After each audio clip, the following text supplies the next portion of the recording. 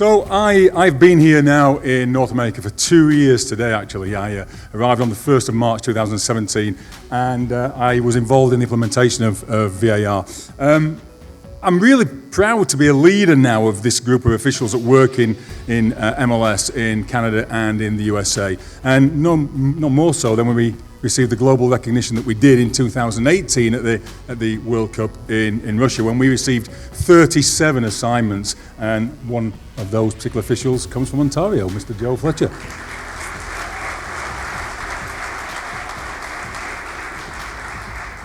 Joe is undoubtedly one of the best assistant referees that's ever taken a flag, and I had the pleasure of working with him at the World Cup in 2014. The game needs you to raise your profile, to gain control of a game. You have to step up and be seen and heard when the game needs you to be seen and heard. And they're the best referees who are able to do that. And they adjust and flex, and they step out and they step back in again. And they allow the players to play, but they're there when they need to be there.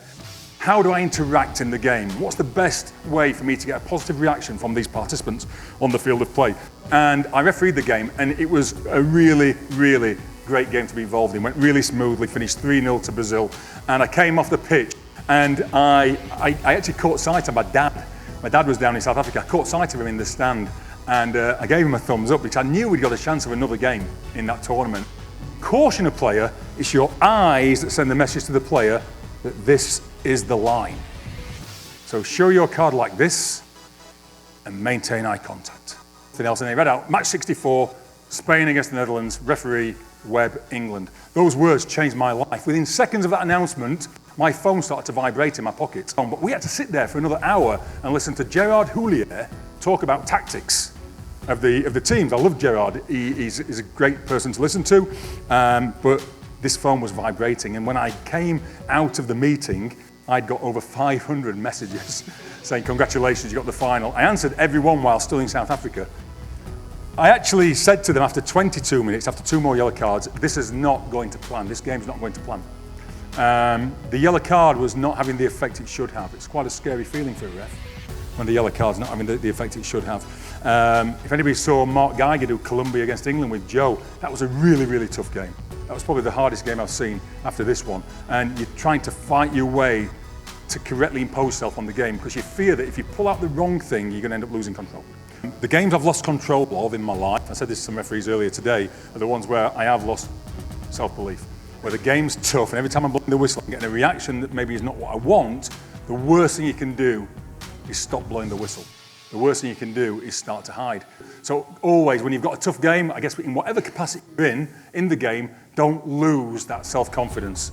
It might still not come out perfectly, but it'll come out a lot better than if you start to hide away. And we have to make sure that our officials are able to cope with the extra focus and attention, which we want, but it adds another dynamic to the sort of person that we want in the middle of the game. It's competitive. We heard there's 10,000 referees in Ontario, 350,000, 380,000 players, I think, yeah? These are big numbers. To stand out, you've got to be really, really passionate about what you do and prepared to think about what's going to set you apart from the person next to you. I think the pressure had eventually wore me down a little bit, week in, week out. I really enjoyed the journey, but I remember standing in the shower after big Premier League games, water coming down onto my head, either feeling one emotion or the other. One was relief. That was the biggest emotion I felt after big games.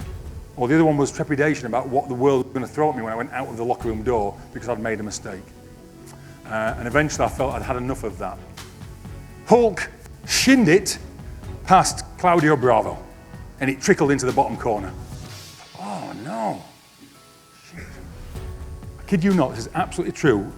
The world seemed to stand still while I thought to myself, in front of 60,000 Brazilians in Belo Horizonte in the World Cup finals, do I give a goal or do I give handball, free kicking, yellow card, Hulk?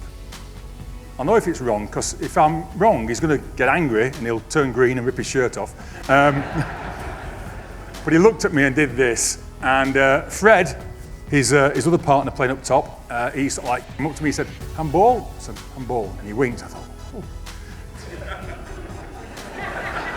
I said, Darren, my assistant, I said, I think we're okay. And I'd got lots and lots of messages. And the first one, I opened it up.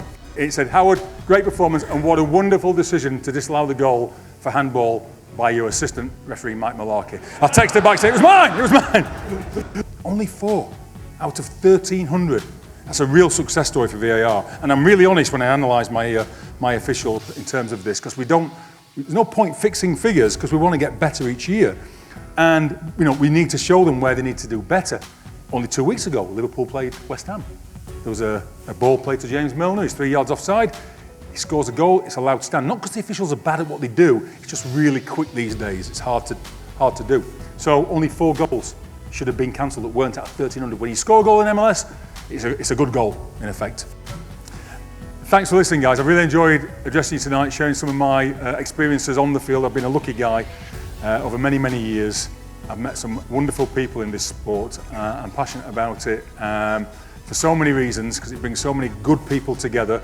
I'm proud to be a part of this family. I know and hope you are as well. I hope you enjoyed the rest of the summit. Thank you for the wonderful attention you've given me. Sorry I can't be with you tomorrow. I've got to start the MLS season off. But have a good night, a good season, 2019, and I hope to address you at some point in the future again. Thanks very much.